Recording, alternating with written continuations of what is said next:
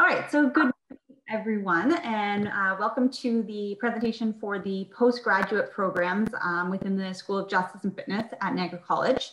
So we actually have two different postgraduate programs that I'm going to be going through today. The first one is the Exercise Science for Health and Performance program, and then we have our Nutrition for Performance program as well. So two different options that I'll kind of go through each and explain how they differ, how they could hopefully help you both achieve your future career goals.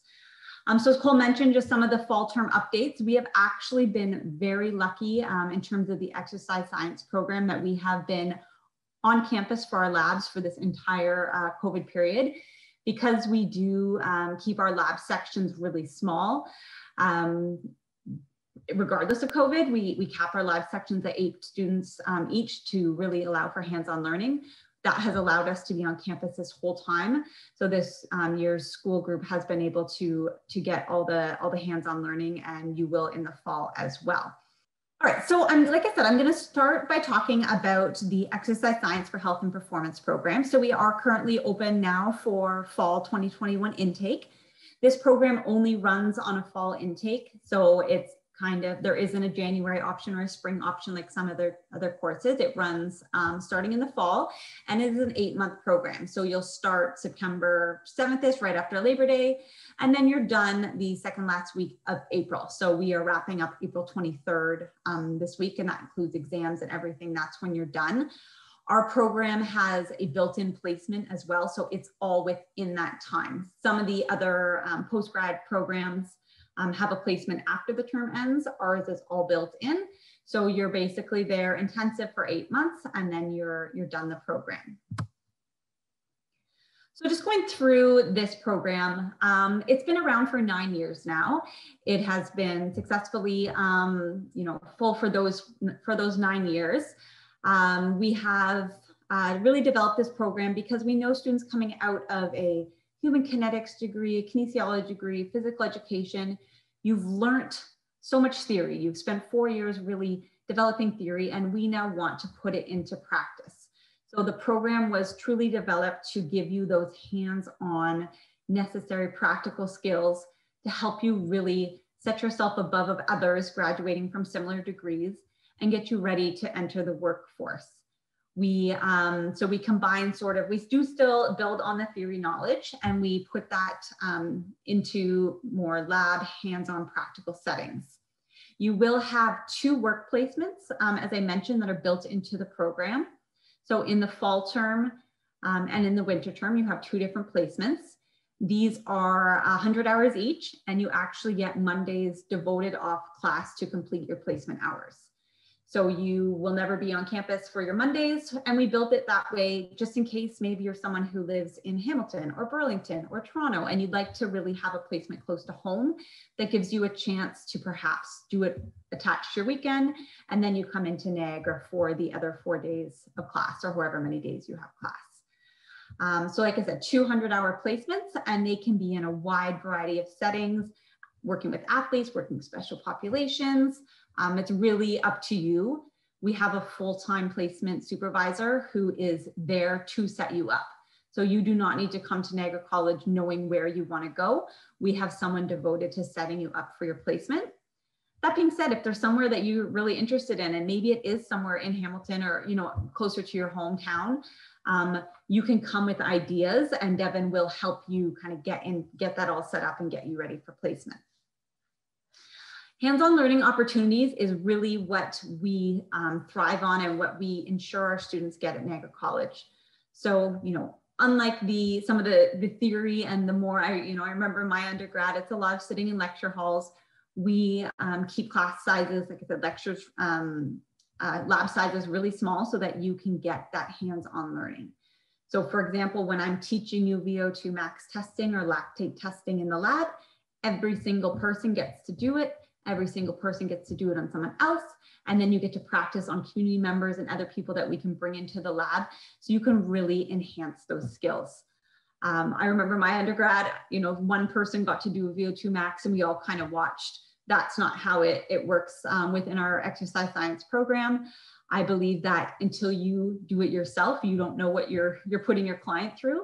So we really focus on that hands-on learning in the lab situation.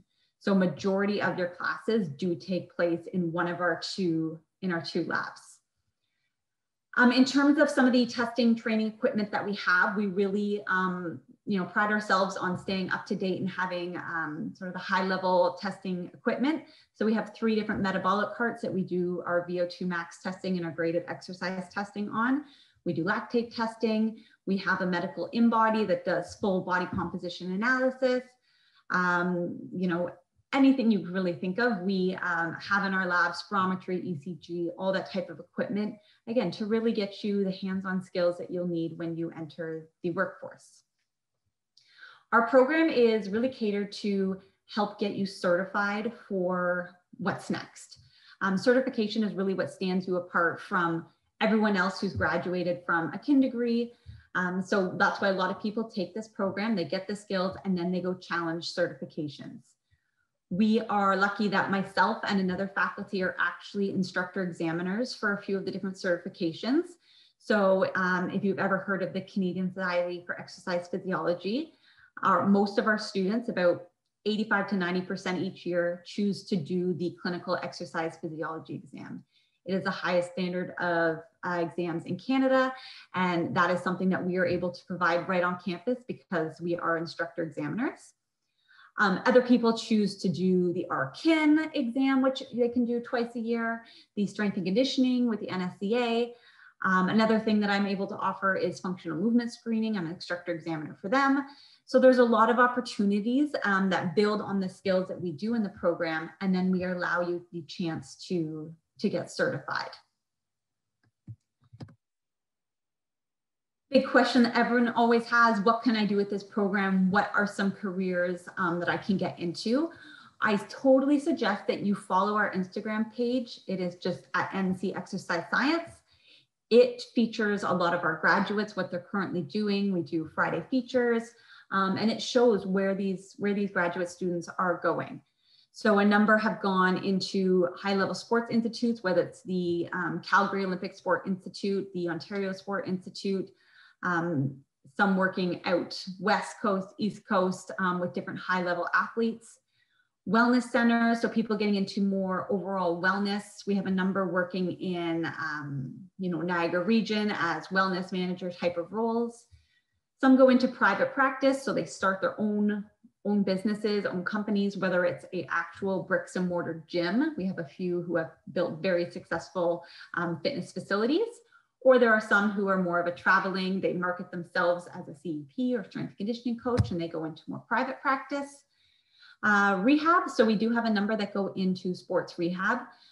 So whether it's working with a kinesiologist, a physiotherapist, a athletic therapist, they go that route. Hospitals, so working in cardiac rehab, stroke rehab. And then the Canadian Armed Forces is actually one of our biggest employers. They, in the second year of the program, it's when it really started. I heard from someone in the forces and I recommended a student. He's now at 7 years later at the manager level, now hiring more students. And they basically appreciate the value of our students so much that they, whenever a job comes available, it comes to me before it goes anywhere else. And they ask me, do I have students that would like to apply for this position? So it's a really great partnership. And with the forces, you are not enlisted, you are a civilian, but you are basically in charge of training the armed force members. So high level athletes in different areas, and you can work, there's a number of different levels of positions within the forces. Those are just some of the career opportunities. Like I said, check out the Instagram page and you can really see what more and more students are up to in terms of careers. Going into actually before I go into the sports and nutrition program, I'm just gonna kind of go over the layout of the exercise science program and what it looks like. So as I mentioned, there's 2 different terms, fall, winter. Fall is really devoted to more the athlete side of things.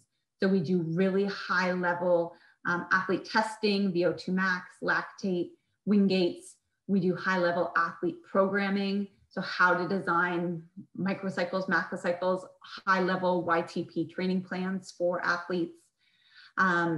injury management type of stuff for athletes, and then also some occupational fitness testing. So let's say you end up working with firefighters, police officers, paramedics. They all have certain fitness requirements for their jobs. So that's all done in the fall term. The winter term, we go into more so the clinical stuff. So what is it like to work with, could still be an athlete, but someone who has asthma, someone who's had a heart attack, someone who's torn their ACL. So we go into more the clinical special populations and how do we adapt or change some of those things we learned in the fall if we're now working with more of a higher risk clinical population. So we do graded exercise tests, ECGs, spirometries, nutrition classes, injury management. So it's sort of building on those. So that's pretty much the focus of the program. And then we encourage students to have a placement that is in each of those. But if you come into the program knowing I want to work with athletes, Jen, I'm not interested in clinical populations, then both of your placements can be with the athlete population. But our placement supervisor will sort of encourage you to test something different out and get some experience in some of the other areas. So that is the exercise science program. I'll go into the nutrition and sport and performance program. I will admit this is not the program that I'm the coordinator of, so I will speak my best of my abilities to it. So it is also just runs on a fall intake and it's still open. The big difference with this program compared to the exercise science program, it is online. It is 100% an online program. It was designed that way. So it is not on campus. It is really designed to be an add-on to people who are perhaps registered dietitians, people who want more of that sports background, but it is not where you learn sort of the practical skills. It's really a knowledge-based nutrition type of program. So it is taught by one of our full-time faculty who he has his PhD in sports nutrition. So he teaches a lot of the fall term, the introductory courses. And then there are some other, industry, high-level, well-trained people that come in and they teach some of the other courses in the winter term. There is a placement for this program as well, very different from the exercise science program. So this is just a 1-week intensive practicum. So it happens at the end of the program. So as I mentioned, the ESHP, the exercise science is built in. The nutrition program one happens right at the end, the first week of May. And that's just because, because it is an online program, there's a lot of people from all over the country perhaps taking it. So they just do a 1-week intensive practicum all together in Niagara region in May. It has had to change a little bit over the last 2 years because of COVID, but the hope is for the 2021-2020 school year that things will be opened up. And it is actually coming to our culinary campus and working with the culinary team and doing some hands-on nutrition in the culinary lab. So that is sort of the design of that program. It is, like I said, very different. And we have some people who perhaps have that in mind and end up doing the exercise science or vice versa. Both are great add-ons. It really depends on where you really want to go after graduation. If you want really that additional hands-on experience in exercise science, and you do learn nutrition in that as well, or you need something more online and you just really want to focus on the nutrition aspect. In terms of the course layout for the Nutrition for Sports Performance program, as you can see, it's 2 different courses. The first one is really looking more into the physiology, assessment, that side of nutrition. And then you get into some of the more specifics, nutrition for special populations, specific athletes in the winter term. So where do the students go that graduate from the nutrition program? Again, it really depends on where they came from. So like I said, some are already registered dietitians. So they are just trying to build on their RD knowledge to work specifically with sort of that sports and performance level. Some maybe come with more of a fitness and health background. They're trying to take that to their facility just to be able to offer their clients more in-depth nutrition knowledge. So it really depends on where the students come from, a lot more variety where they're going. But yeah, some may work, specifically with just a private practice or just offering nutrition advice, developing nutrition programs. Some may be perhaps in like a diabetes clinic where they're now, they have that knowledge of nutrition for special populations. So that's what they could be doing. So it really depends. This one's a little bit more different because it really depends on where the students are coming from. A lot of them do already have full-time jobs and they're just trying to get some extra knowledge to bring back to their practice. Whereas with our exercise science, it's normally people who are wanting to, get a job in a certain area. We have younger students, more mature students, a wide variety of students who are trying to enter that field as a strength and conditioning coach or an exercise physiology. So they more so take the exercise science program. In terms of, you can see in this picture here, the facility. So we have our own dedicated lab spaces. We have a resistance training lab. So it's not the school gym. It is a resistance training lab where you are there, all your classes in there, you are learning how to train with people. And then we have a fitness assessment lab. Again, it's devoted just for this program, our exercise science program and our fitness and health programs. They are there using the treadmills, doing the VO2 max octane type of testing. So that is our fitness lab space. We do have some videos of that you can look at on the website if you're interested in seeing what the facilities are, or if you ever want to, do a virtual tour with myself or through the college, those are available as well. So in terms of next steps, the deadline to accept your offer admission is May 1st. So at that point, anybody on a wait list, it will open up to them. So we do encourage you to accept your offer by that date. If you have any other questions, there's a lot of virtual Ask Me sessions you can drop into, or you can always contact me at any point in time if you need any more information on the program.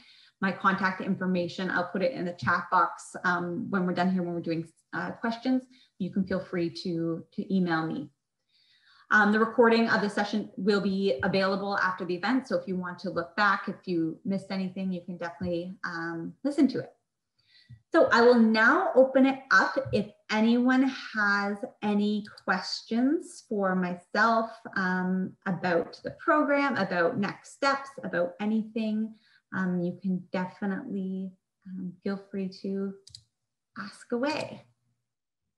Just wondering about the intensity of the programs. Do students usually work while completing the programs? That is a great question and something that I do get a lot. Depending on the program. So yes, the sports and nutrition program, it is online. It is done more in modules. So it's 3-week modules. All those courses that you saw are very intensive for 3 weeks, but it is online. It can be done at your own pace. There are some live sessions. The exercise science program, the course load is 15 hours a week in class. So certainly a number of students, and I would say majority, do have some sort of part-time work still. The only issue is we don't know the schedule. Like I can't tell you, other than you have Mondays off for placement, I can't really tell you exactly when your schedule is going to be. You get those mid-August for the fall term and then mid-December for the winter term. There are different sections, so you can hopefully pick your lab sections. But I would say, 80% of our students do still have a job on the side. And like I said, it's about, on top of placement, 15 in-class hours. Jennifer, for anybody listening, I know you touched on the presentation, just how, kind of set up in a sense on their own as it is for social distancing and whatnot. But for how would you say the college has gone above and beyond to accommodate any social distancing and public health measures? For our, just in general? For the exercise science and sport nutrition specifically. Yeah, so for the exercise science, it's been absolutely fantastic. Like I said, we are so lucky that we have been able to be on campus. So what it looks like in terms of, a day-to-day. So I go in, the students have labs every Wednesday, Thursday. The first thing that they did is reduce the number of days. So instead of having, 2-hour labs here, 2 hours there, we're really trying to reduce those contacts. So it's a much more condensed day. So they come in a 4-hour block. Those 8 students are together for that 4 hours. We do our labs that day, and then they come in Thursday for another 4-hour block. So that's sort of number one, is just reducing the contacts, which is great. In terms of, access, we do all, prior to coming on campus every day, we do our online screening. We come through the door, we have our masks on. In order to go into the lab, we do have additional, because of the exercise environment, we do have masks and shields. And we try to maintain that physical distancing as much as possible.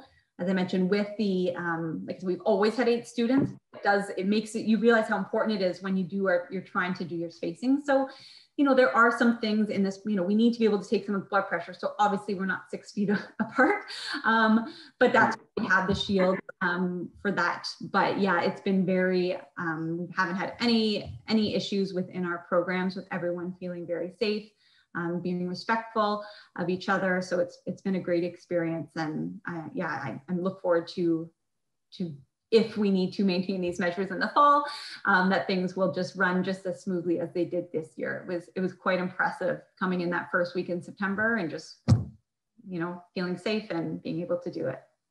Thank you, everyone. Enjoy your day. Thank you, guys.